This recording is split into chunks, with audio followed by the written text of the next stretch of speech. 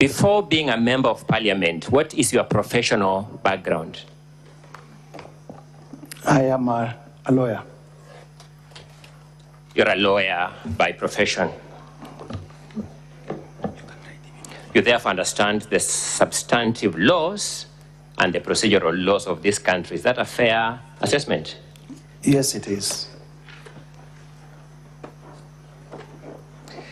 I would take a few minutes examining you, then I would release you to my learned colleagues, Mr. Swanya and Mr. Masharia, to take you on a number of issues. But allow me to start with the issue of Justice Esther Maina. You are aware, being a lawyer, that by law, you are bound by the allegations you presented to the National Assembly. Are you aware of that? Yes, we are bound by the allegations in the context of the rules of the Senate and the other laws.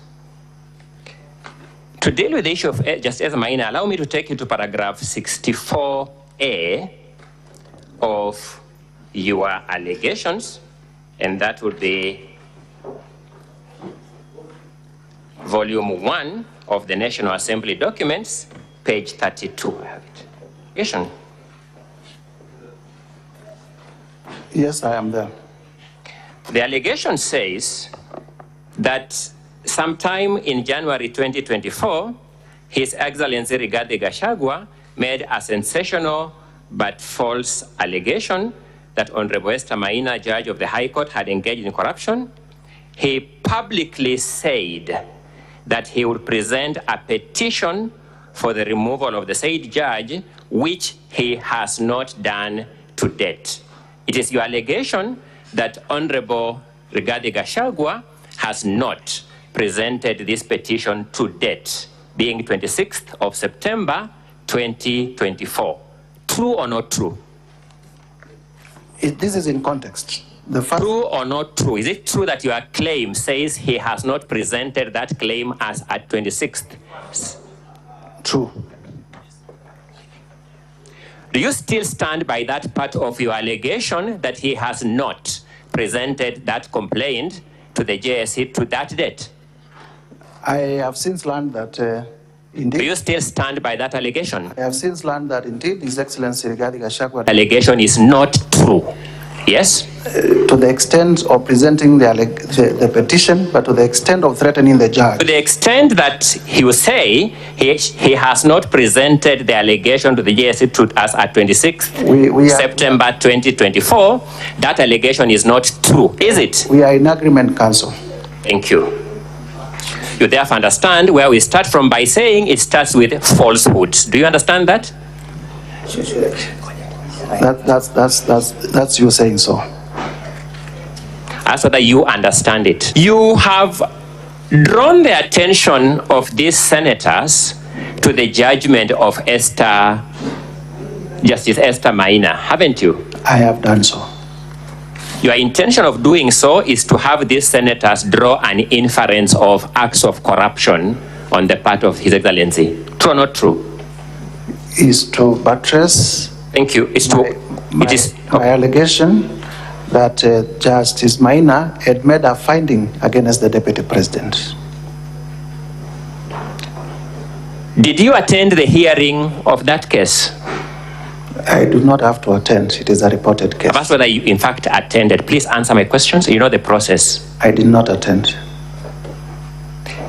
And there is no His Excellency in the grilling, what do you think? Because my view is that already Mutise is fumbling as Ongoya is asking questions. He's not giving direct answers, and he's a lawyer. So many people now are beginning to question, where did he study law?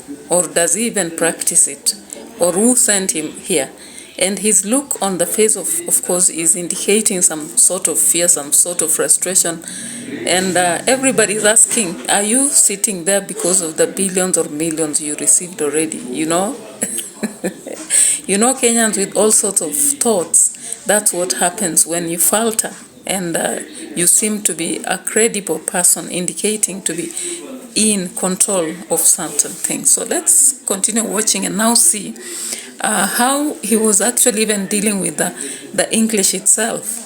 One of the famous is, "Are you with us?" And he says, "I am with us." All right. Confirm that you allege that His Excellency Rigathi Gachagua has influenced his family members, allies, associates, and proxies to take control of a local cooperative society in Madeira, which they are financially hemorrhaging. Is that what the motion claims?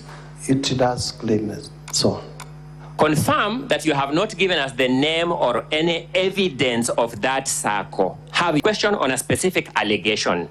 It is your desire for these senators to impeach this deputy president on an allegation that he has, through his proxies, taken control of a cooperative society we don't know, isn't it? I have said I leave that to their decision. Is it your desire? Is that what you desire? You want some outcome from this process, you as the mover of this motion. Is that what you want of this motion? What do you understand when I say I leave it to their decision? You have no right to ask me any question. Just say yes or no. We move on. We make progress. Thank you. My apologies. Yes. Thank you so much for that comic moment. So you can see that moment when Ongoya is referring to it as comic. And indeed it is. So here you see Mutise is not answering the questions in Parliament, or the Senate rather, as he should.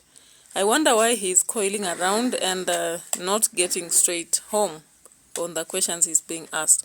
So let's continue to watch and see the comedy, because after all, what do we do? These people have brought us to this impeachment discussion, and today they are going to spend the whole day up to around 12 in the night discussing this. So we just have to establish the dramatic moments in this that will make history in the law or legal corridors.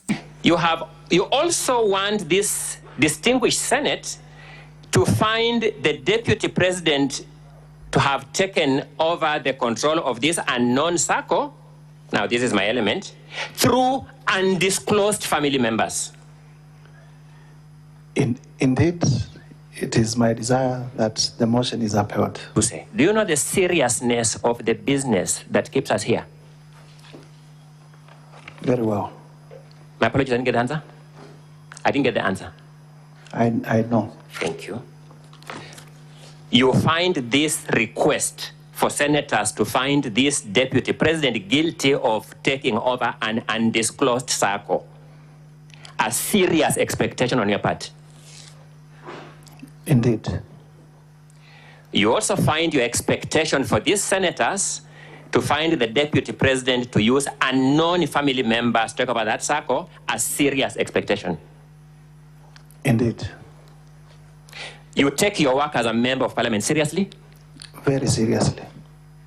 You respect your constituents who brought you to this house? Very much. And you are manifesting that respect for your constituents by this expectation you have just mentioned here? In fact, the whole country is discussing my motion. You can actually see that response a bit rude at some point. And remember, this is a lawyer. Ongoya has indicated he was a contemporary to him. So what do you think about this? Is it that he's faltering because he's afraid of what the outcome will be from the responses he's offering? And at some point he's referring to it as them. So who are these them? Is it that he's been sent by a group? That's the question many Kenyans are asking. And therefore, from this video, what do you think? Yes, that His Excellency Rigathi Gachagua has connived with cartels in the tea sector to block the Kenya Tea Development Agency from implementing guaranteed minimum returns that would benefit smallholder tea farmers. Is that the allegation? Indeed. Have you given us in this motion or in the supporting evidence the name of any cartel? No. Have you given us in this motion or in the supporting evidence the grievance or the complaint by the Kenya Tea Development Agency? No. This is also part of your expression of respect for your constituents. Indeed. It is also part of the seriousness with which you take this motion. Indeed. Thank you. You didn't get my question, Mr. Mutise. Please be a good listener, just to answer my questions.